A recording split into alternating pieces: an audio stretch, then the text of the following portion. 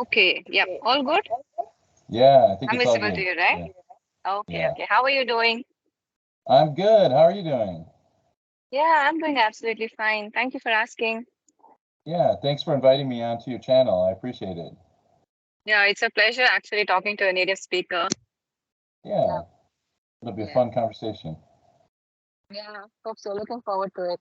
So, okay, let me introduce myself. My name is Shantha. I work as a freelance tutor of spoken English, and I'm a qualified software engineer. I worked for a few years in the IT industry as well. So, I'm a full-time homemaker and I'm a mother to two children. So I live in South India. There's a state called Karnataka. So I live in South India. Okay. Wow. My name is Jack, and I'm from the United States originally, but I live in South Korea right now. And I Mm-hmm. am a university instructor. I teach English to mostly freshman students. I've been at the school for 18 years, almost 20 years at the same school in Okay, South Korea. amazing. Yeah, yeah. Mhm. Long time, long time. Yeah, Yeah. yeah, yeah. Mhm. Yeah. So, any specific reason you moved to South Korea? When I first started teaching, I my first teaching job was in Thailand, and I was Yeah. teaching at a bilingual school. It was mostly elementary students. Mm-hmm. And so I heard that you could earn more money in Korea. So I went from Thailand to Korea, and I started teaching at what we call a hagwon. And a hagwon is basically a language institute, it's kind of like a after school program Okay. for Yeah. students, so they study their regular school and then they go to hagwon in the evening. And almost all Korean kids go to a language institute, and they go to a math institute and a science institute. There's all this supplementary education in Korea because I don't know if I think similar to India, education is very important in Korea. Yeah. Very, Yeah. very Yeah. important. Yeah. Mm-hmm. And I taught at a Hagwon for a couple of years, and I made the jump to a university, which was a much better position, just better hours, better pay, everything is better at a university. And I just fell in love with that job. I just really enjoy teaching university students. They're older, so I don't have to worry about discipline in the classroom.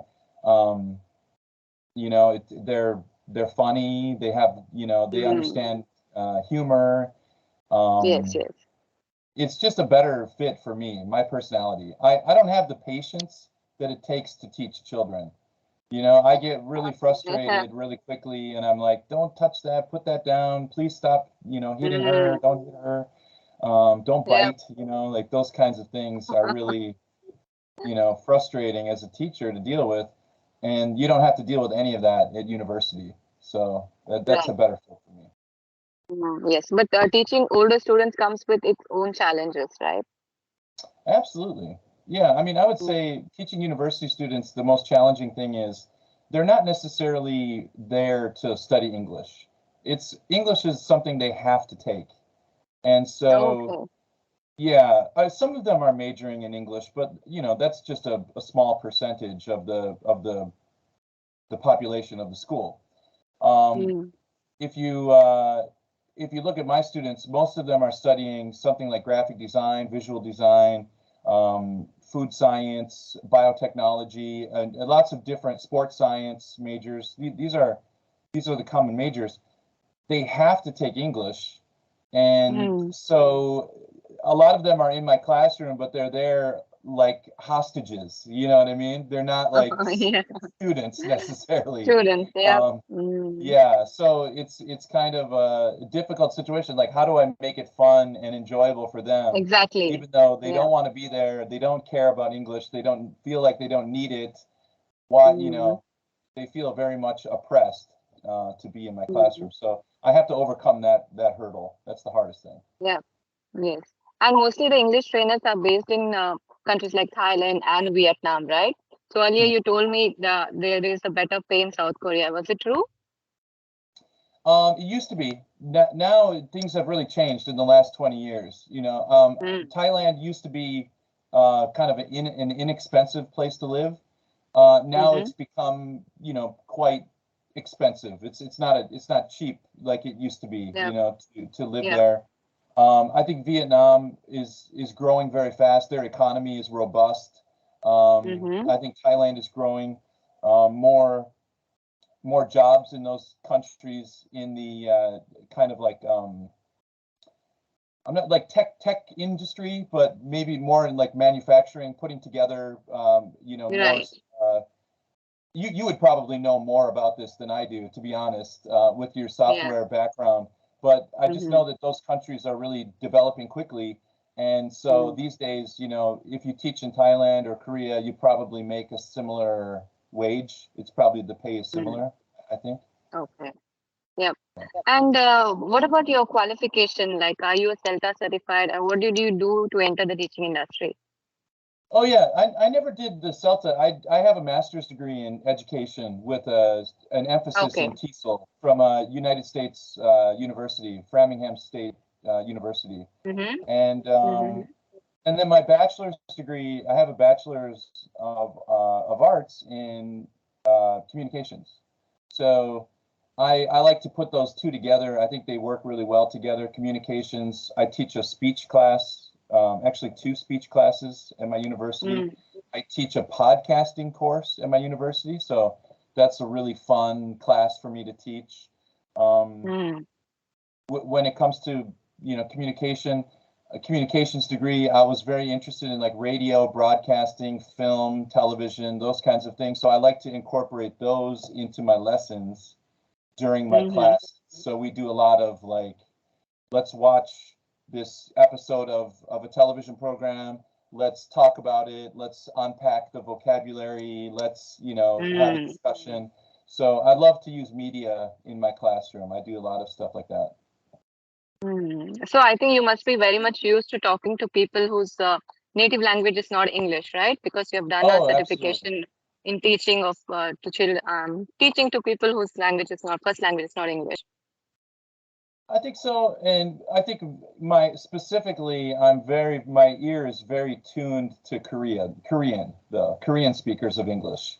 It's Okay. a more specific kind of I don't know if you call it talent or a gift or whatever, but so sometimes when I have international students, I have to, for example, I have quite a few students from China, and Mm-hmm. my ear is not like tuned to that specific population of English speakers, so I have to Yes. be a really extra good listener. But for Korean students, even when they make mistakes, I understand what they mean just because I've Mm-hmm. lived here so long, I'm just like, I know Yeah. what you mean.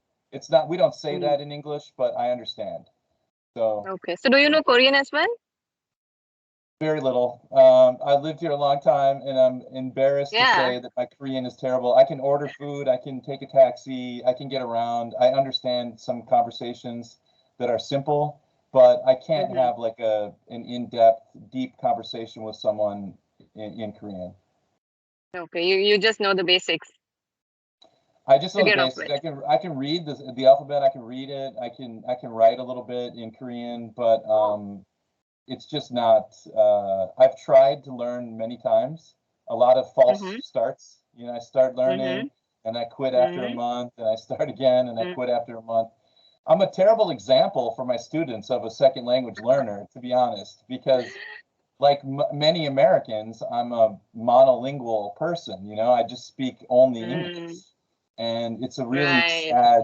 I think it's an indictment on the American culture of how we don't value learning a second language as much as we should. Yes. Yeah. Yeah. Exactly. But I think whole of America speaks in English, so you do not have a reason also to learn any other language, unless you're of course living abroad or in some other country. I do understand that, and that is very true. It's kind of like I was blessed with a gift that I didn't deserve. It's kind of like growing up in America, in the West, where English is the kind of international business language now. Yeah. Um, Mm-hmm. I didn't. I didn't do anything to deserve or earn my ability to speak English. It was just given to me by my parents because that's what I heard. And I was Mm. able to earn a living in my life by teaching this language to other people, to second language Yeah. learners. And so I think I need to, I have to stay humble about that and understand that, I'm not special.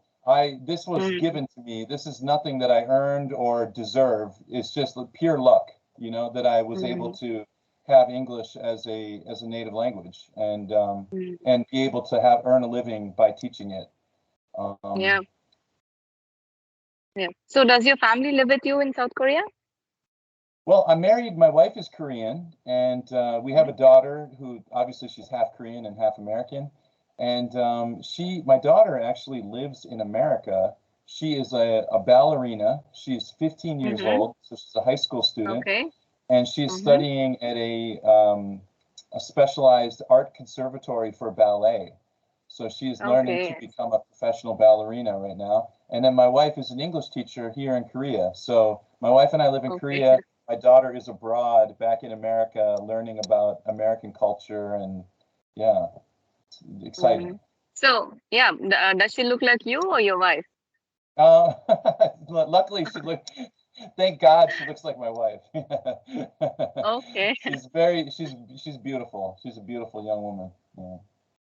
How long has she been practicing this ballet dancing?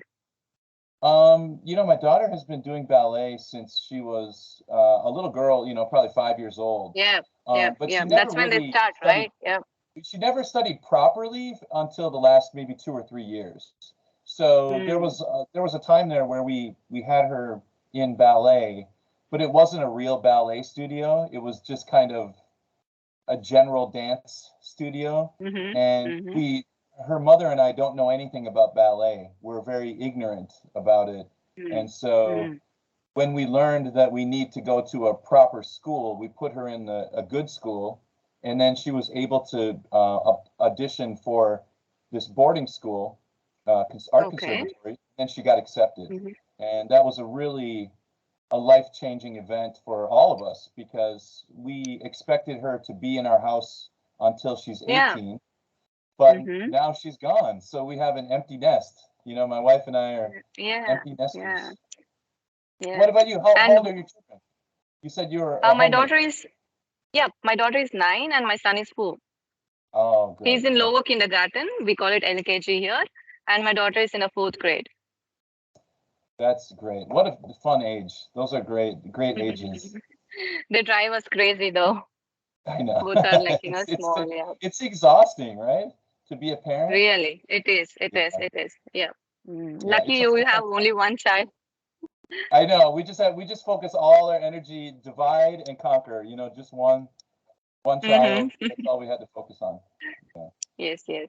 Yeah. And the kind of support we receive here from our family and in-laws, that is also, it helps us actually raise our children. Yeah, we have an expression in English. We say it takes a village to raise a child. And I think that's a really beautiful sentiment, True. but it's not Yeah. true. It's true in some countries. Like, for example, in India, I think you put it into Mm. practice. In Yeah. America, we say that, but we don't mean it. We don't We- practice. Yeah, yeah, yeah, yeah. yeah. Yes, yes. And was she excited to go to her boarding school? Because she must be like, a young teenager, right? When she received the invitation. So how was her Yes, expression and was she open to going to boarding school? that's a great question. When she got into the school when she was 14, and Mm. I think, she if you to explain a little bit about Korea, when students get into high school in Korea, their lives are really miserable. And I'm not just saying that. This is Korean people will say this. Like this is from Korean people. They're like high school is awful. Like it's just study, study, study, study from 6 in the morning till 1 a.m. Sleep for 5 hours, wake up and Oh. repeat. And that's all they do. And it's all in preparation for a college entrance exam. And the Mm-hmm. the thing is, my daughter is not interested in academics that much. We have to really, force her to sit down and study. And so for her, she was looking at either a high school experience in Korea, which was going to be very intense and very difficult, or she could really focus on ballet. And then the schooling in America they do is a little, it's online learning. Yeah. So it's It's pretty, a bit relaxed. it's relaxed. It's very relaxed. Mm, Yeah, compared yeah. to Korea. And I think for her, she, even though she was going to be homesick, miss her friends and her Korean life, Yeah. she Mm, realized her life would be much better. She'd have a higher quality of life in America for the next, mm, 3 or 4 years. So mm. she was actually pretty brave about going there. Exactly. Yeah. She didn't resist. She was just open to it Mm, and said, "Yeah, I want to do this." And you know, when I was her age, I don't think I could have done that. At 14 or right. 15, I couldn't Mm, do it. So she's amazing. Yeah. So is she enjoying her life? Does she feel that she's taken a right decision now? Oh, absolutely. Yeah, she's living her best life now. I could see through Instagram, you know, the Mm-hmm. the Mm-hmm. pictures, with all Yeah. the new friends and celebrating Halloween and all the fun things Right. that we do in Mm, America. mm, She's very much enjoying her experience in the United States. She misses yeah. Korea, but she can come back, once or twice a year to see her friends Mm-hmm. for a couple weeks or a Mm. month, and then go back to America. Okay. She plans to settle down in America? I think she does. I think she plans to find a job as a ballerina for a dance Mm-hmm. company in one of the major cities in the United States, Chicago, Milwaukee, New York, Mm-hmm. Orlando, wherever she ends up. I think she'll be Mm-hmm. happy to be dancing professionally. That's her Yeah. ultimate Yeah, but goal. that dance form is quite, challenging physically, right? That's what I've heard. Standing on your toes and, the entire setup and the hairdo and everything is physically challenging. That's what I've heard. What are her experiences? Yeah, it absolutely is. It's very physically demanding. You have to really take care of your body. Like, Mm, she's had some injuries, but nothing serious. And that's mm, probably the one thing that my wife and I worry about the most is like a knee injury or something that is serious, like a yes. ligament Yeah. or something that takes surgery to fix. That's something that can really interrupt a dancer's career. And Exactly. so they have to really keep themselves healthy. They have to do Pilates and Mm, yoga and a lot of different muscle building exercises to keep their bodies healthy. They're elite athletes, I mean that yes, yes. we dismiss that sometimes, the arts, but we Mm, forget that yeah. even artists have to be elite athletes if they're dancing. Yeah. So yeah, yeah. That's also an advantage that you get to take. It becomes a compulsion that you have to take care of your body and you have to maintain a strict regime. You need to practice yoga and other things, right? So it is also, there is an added advantage to it. Oh, absolutely. A dancer will be healthy for life because they learn the good habits. Mm, I was an exactly. athlete. I was a basketball player, but my body is just kind of beaten up over the years, and so I'm not. I haven't taken care of myself the way I should, Mm, and now I'm paying the price. For bad habits in my 20s. Now in my 40s, I'm paying the mm-hmm, price. So right. yeah, you be careful out there. Cautionary tale. Take care of yourself Yeah. when you're young. Yeah. Right. So you were a basketball player. So how tall are you? I'm very tall. Feet and inches or centimeters, meters and centimeters. We actually do it in feet here, 5 foot. Oh, you do it in feet. And Okay, I'm 6'8". yeah. Yeah, Oh six foot my eight. God. Yeah, yeah. Okay. That's really, really tall. Right? I I know, think I you could know. make a good career in basketball as well. I was a good basketball player in my younger years. Yeah. Now I'm Mm. pretty much useless on the basketball court. But yeah, when I was young, Mm. it was the Yeah. right sport for me. Was I it had a God's gift to you? Were your parents tall? right, my dad is a little bit tall. Yeah, my brother's tall. My mom is average height. Yeah. I'm Mm-hmm. not sure where I got my height from. I have a lot of Northern European ancestry, so Okay, I okay. guess it's a Viking blood, I guess, or something, something like that. Mm. Did you do something specific, some kind of exercises in order to increase your height, or did it come naturally to you? No, no, I just kept growing. All my friends Mm. stopped, and I just kept going and going and going. Growing. Yeah, yeah, it was. I'm like, all right, I'm gonna be tall. Yeah, I've always Mm. been the Yeah. tallest in my class, and yeah, Mm. I get Yeah, used to it. even I think in South Korea, people aren't that very tall, right? So maybe the average height No, would be around 5.6 or but 7. buying clothes is a nightmare in Korea. Just Mm. absolute. Because I can't find clothes my size, so it's Yes, really, yes, really difficult. exactly. Yeah. Like you must be literally standing out in the crowd, right? One head above everyone else. But my Yeah, wife, she exactly. can always find me in a crowd.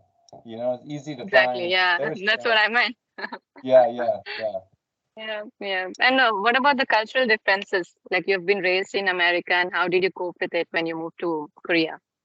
I think the worst culture shock that I experienced was probably the first time I moved to Thailand. When I moved to Thailand, going from America to Thailand was a real shock. Mm-hmm. And then once you kind of overcome the initial shock and start to understand, okay, this is just a different culture. It's not good or Mm. bad. It's just different. In the Different. Yeah. beginning, you're like, America's good and Thailand's bad. That's the first Yes. instinct Yes. you have. Mm-hmm. But but that's just normal for everybody.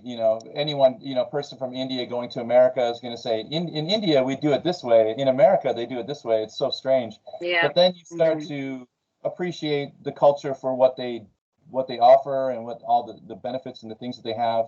And, Mm-hmm. Korea has a wonderful healthcare system. It's very cheap. It's very Mm-hmm. efficient. Doctors are highly competent. I mean, it's just one of the best in the world.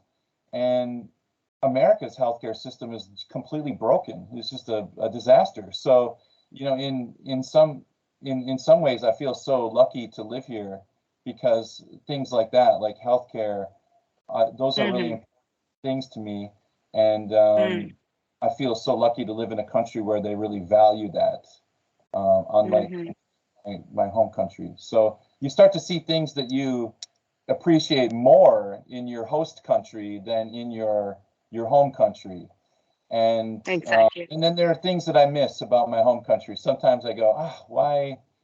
I wish they had this in Korea, but um, it's those are few and far between experiences. I'm Mm. pretty Yeah, settled into and Korea. Yeah. maybe that applies to the food as well, right? The kind of food you Oh, get there. absolutely. I'm not a picky Mm. eater. I'm so good. So if I lived in India, I could easily adapt to Indian food. I love Indian food, Okay. actually. Nice. So Okay. yeah, Right. it's fantastic. And Mm-hmm. I'm not picky. So if I lived in Thailand, I love Thai food. Korea, I love Korean food. India, I love Indian Mm. food. It doesn't matter where I live. I could eat. I could Okay. eat just fine. Yeah. Yeah. Have you ever been to India or plan to visit India? I definitely it's on my bucket list, 100%. I just Mm. haven't gotten there yet because I'm not very well traveled. I live Mm. overseas, but I'm not really a traveler. Some of my Right. friends have been everywhere. So my coworker Yes. went to Yes. India a couple years ago, and he went Mm-hmm. everywhere, and he told me all about it. Yeah, he said it was It's beautiful. never enough when you enter India. You just want to, go back and come back again, explore more. So it's Yeah, just not enough. one trip will not be enough. Yeah, you'd have to almost Yeah. stay there for over a year just to cover Yeah. the whole place. Exactly. Yeah. Yes. Yes. That's what usually people do. They take a voluntary retirement, come visit India for stay for a long time, explore all the places, and then go back.